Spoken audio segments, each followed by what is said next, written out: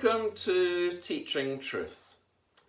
Just as there are many cowboy builders around today who would seek to mar the dream of anyone who has a grand design building project, so in Nehemiah's day, Nehemiah too had to contend with the cowboy builders that there were. STG Builders Limited were prevalent in Nehemiah's day. Sanballat, Tobiah and Geshem. And they were the three leading cowboy builders who were around and who were also sneaky, as we learned yesterday in our reflections in their approach.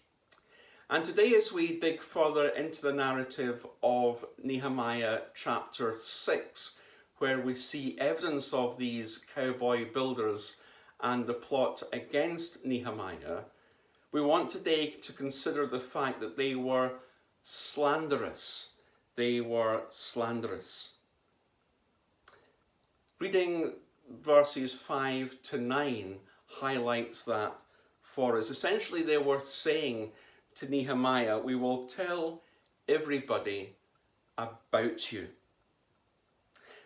The fifth time that the enemy, these cowboy builders, approached Nehemiah, it was with an open letter accusing him of sedition.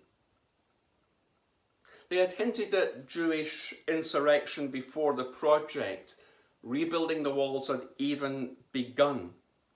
Perhaps borrowing the idea from the people who had stopped the building of the temple years before, and you can read that in Ezra chapter 4.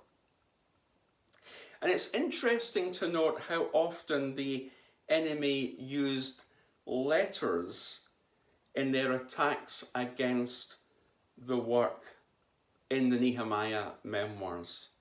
Nehemiah chapter 6, verse 5, verse 17 and verse 19. You see, an open letter to a royal governor would be both intimidating and insulting. Remember that Nehemiah was number 2 to the number 1, cupbearer to the king. An open letter to a royal governor would be both intimidating and insulting.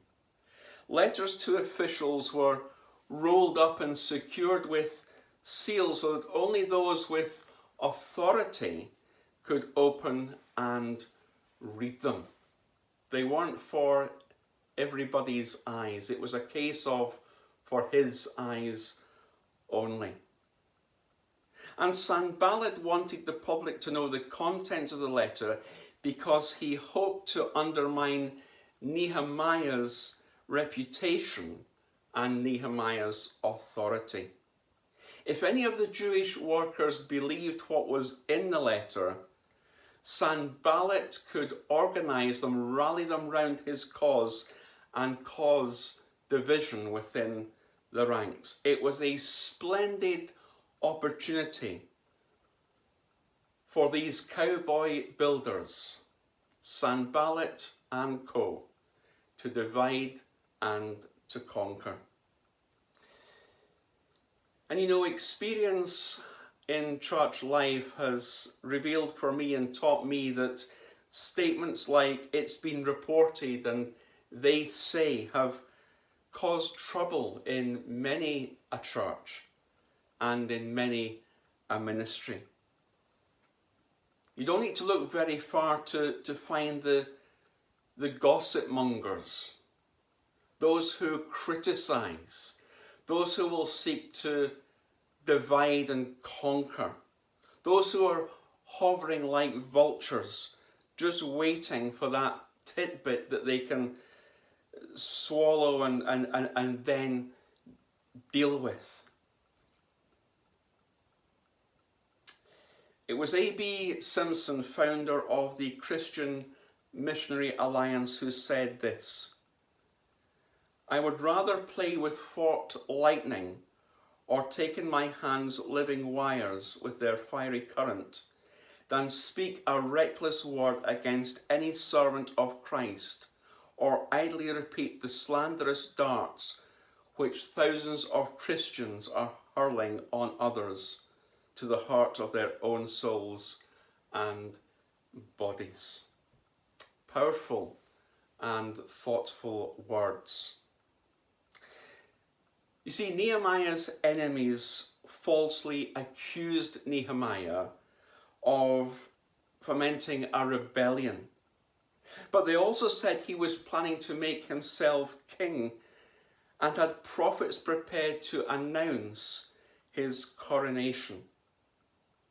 If this report got back to the Persian king, there would be an immediate reprisal, and that would be the end of the Jerusalem project.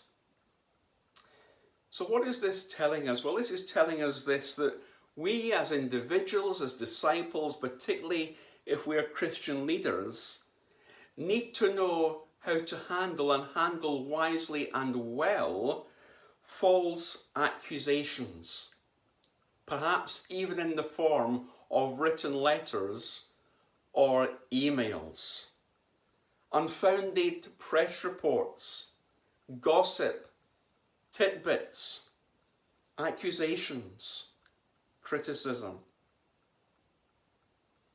Nehemiah didn't let that distract him. Nehemiah didn't make the mistake of neglecting the work, of giving in to what was in these letters. What did Nehemiah do? Well, Nehemiah simply denied the reports. He prayed to God for strength, and he went back to work. And friends, so should we.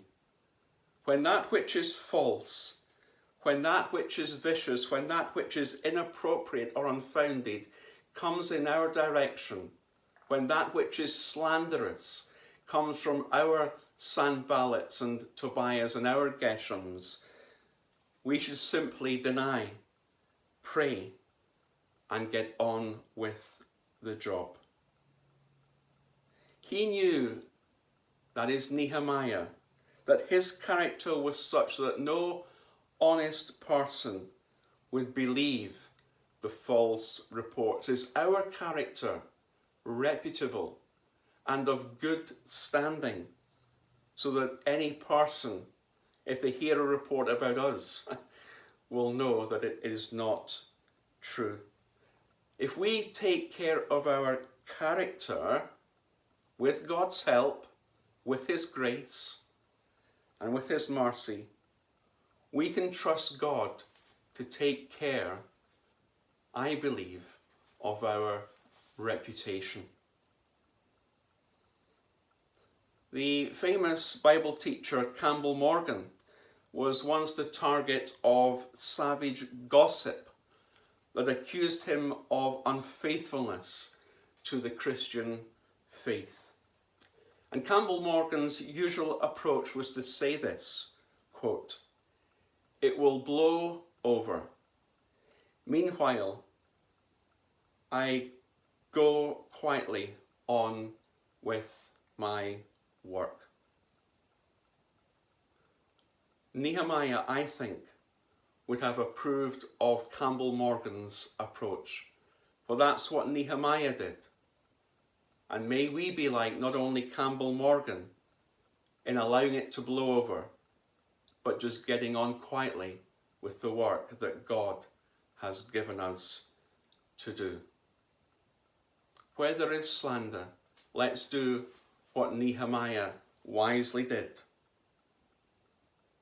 Nehemiah denied the reports, prayed to God, and got on with his work. It will blow over. Meanwhile, I go quietly on with my work. The words of Campbell Morgan, words that Nehemiah would have applied to himself. And may they be words that we too, in our life and ministry, despite the opposition, despite the slander, we would apply in our lives for the glory of God.